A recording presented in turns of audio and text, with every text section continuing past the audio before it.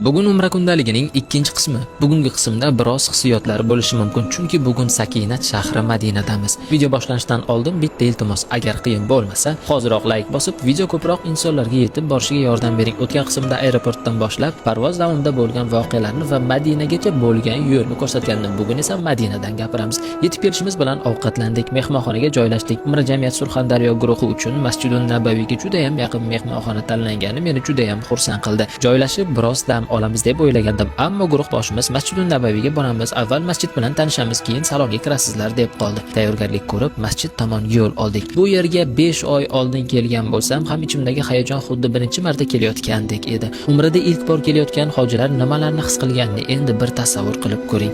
Men ham birinchi kelganimda ko'z yoshlarimni tiya olmaganman va bu his-tuyg'ular butun umrga menga yetadi. Masjidga kirib, guruh boshimiz bizni tanishtirib chiqdi. So'ng salomga kirdik. Shu payt yana mana shu muborak maskanga kelishni nasib qilgani uchun ichimdan shukronalar aytib ketardim. Yana bir narsa yodimda edi. Bu videoni meni kuzatuvchilarim ham albatta ko'radi. Shuning uchun o'zim bilan birga sizlarning ham salomingizni yetkazib qo'ydim. Salomdan keyin xohlaganlar masjidda qoldi, xohlaganlar mehmonxonaga qaytdi. Ertasi kuni Madina ziyoratlari bor edi. Men esa keyingi qismlar uchun syomkalar kutayotgandi va yo'lda yaxshi dam olmaganim sababli mehmonxonaga qaytib biroz hordiq chiqarishga qaror qildim. Ertalab Madina ziyoratlariga yo'l oldik. Ochig'i bu lahzalarni nafaqat hojilarimiz, balki men ham katta hayajon bilan kutayotgandim. Shu bilan Umra kundaligining bugun ikkinchi qismi yakunlandi. Keyingi qismda Madinadagi ziyoratlar, u yerda ko'rganlarimiz va borishingiz albatta kerak bo'lgan joylarni ko'rsataman. Video yoqqan bo'lsa, like bosib, fikringizni izohlarda qoldirib, yaqin kunlarda Umra safariga kelish kerak bo'lgan do'stlarga bu videoni yuborib qo'ying.